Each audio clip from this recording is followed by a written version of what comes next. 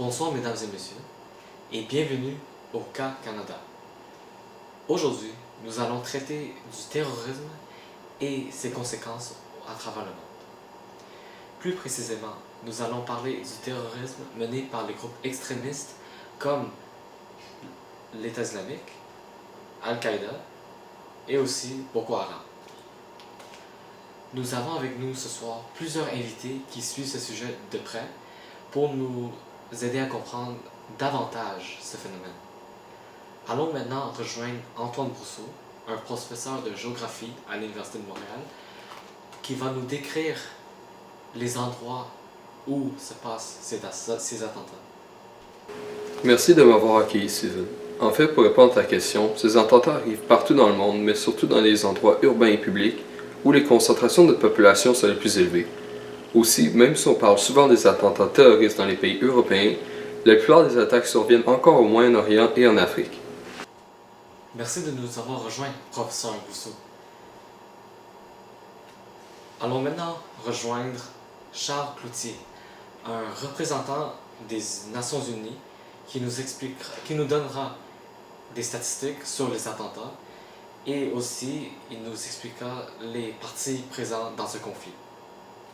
En 2015, il y a eu 14 800 attaques terroristes répertoriées qui ont causé 38 400 morts et ont fait 43 500 blessés.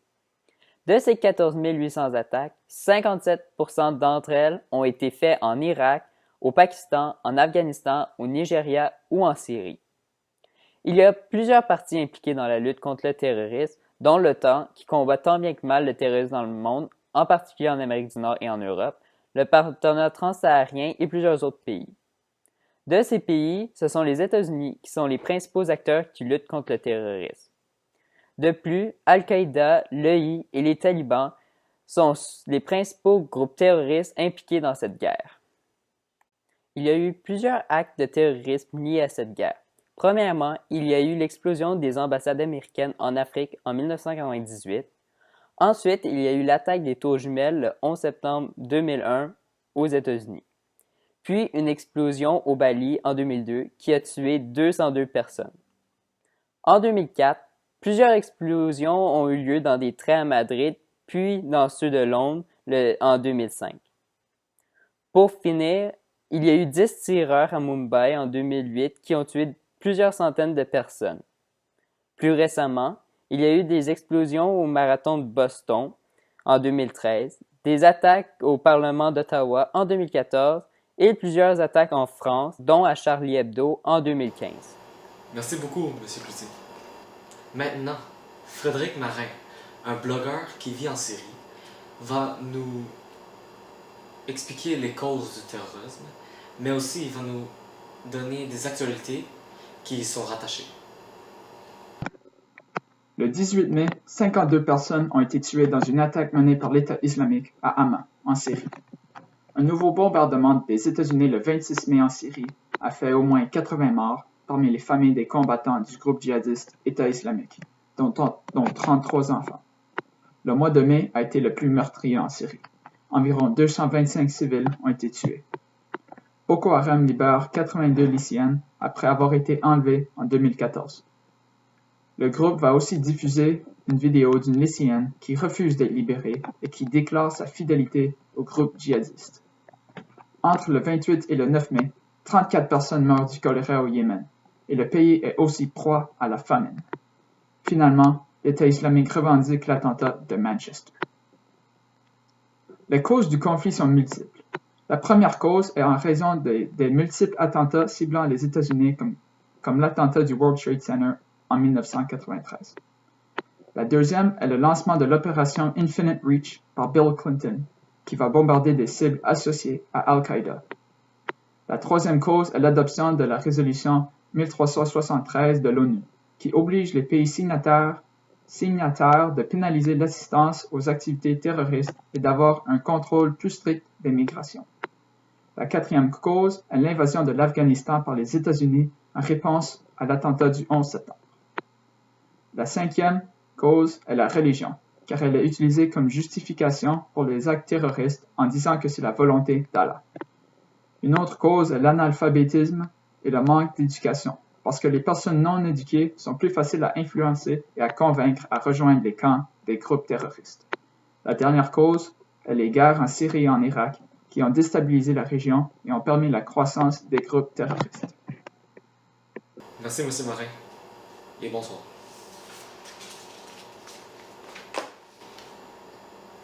Passons maintenant la parole à Thierry Lamarche, un professeur à l'UDM sur les conflits du Moyen-Orient, qui va nous expliquer les implications et les conséquences de ce conflit, et aussi il va montrer une ligne de temps de tous les attentats majeurs reliés au terrorisme.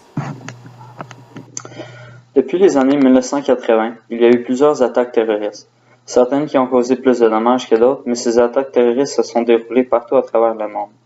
Les attaques les plus marquantes au fil des années sont les attaques aux États-Unis le 26 février 1993, quand une bombe dans une auto stationnée dans le World Trade Center a explosé.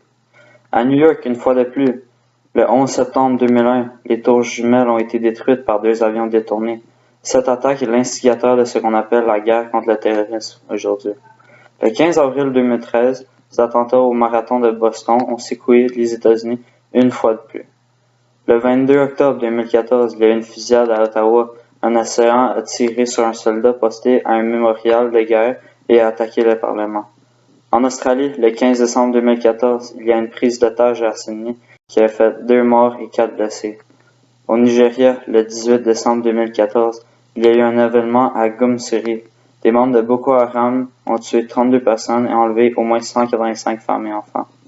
En France, du 7 au 9 janvier 2015, il y a eu une série d'attaques terroristes islamistes visant le comité de rédaction du journal Charlie Hebdo.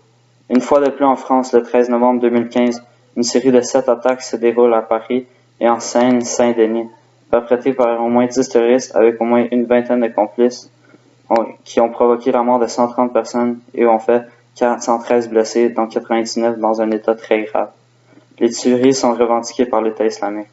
Au fil des ans, il y a eu plusieurs attentats terroristes dans plusieurs pays différents. Malheureusement, il y en a tellement eu au fil des ans que je n'ai pas pu tous les mentionner, mais ceux-là ont été très marquants et très importants. Il y a de la dévastation à cause des vies perdues lors d'attentats terroristes, parce que les endroits ciblés sont souvent des endroits publics où il y a plusieurs victimes.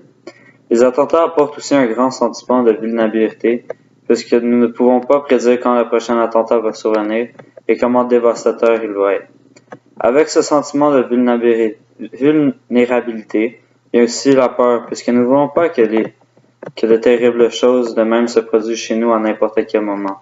En Occident, les attentats terroristes ont aussi eu la conséquence de faire monter le phénomène de l'islamophobie, ce qui crée beaucoup de racisme et de division dans les pays comme la France et les États-Unis.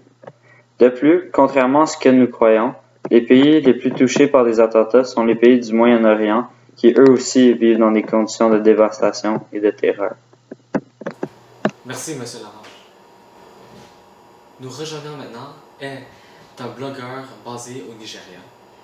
Puisqu'il voulait garder son identité anonyme, nous allons utiliser un nom fictif. Cette personne va nous aider à décrire les réactions du peuple qui vivent dans ces zones de conflit. Alors, bonjour Jérémy, comment allez-vous? Bonjour, je vais bien. Mais je ne pourrais pas dire le même pour les autres citoyens qui vivent ce dilemme.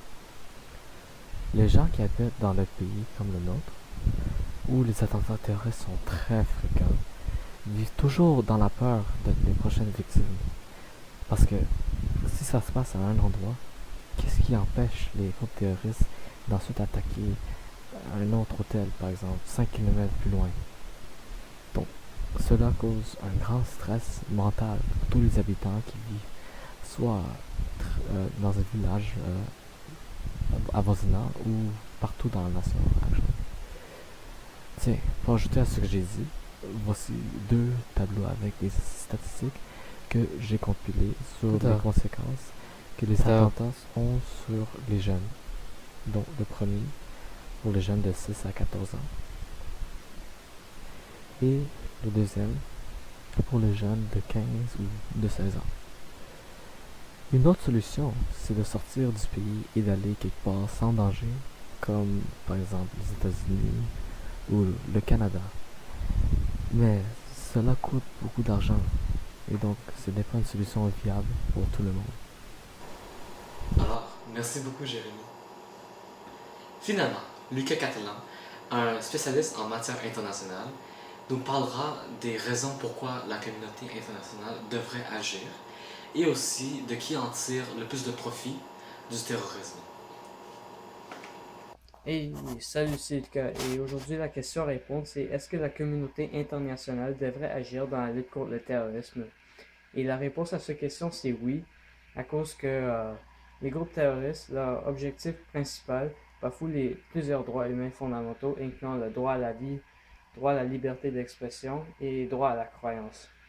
Aussi, à cause que plusieurs de ces groupes terroristes présentent une menace pour la plupart des gens et vont tuer le plus possible à tous ceux qui ne respectent pas leur message.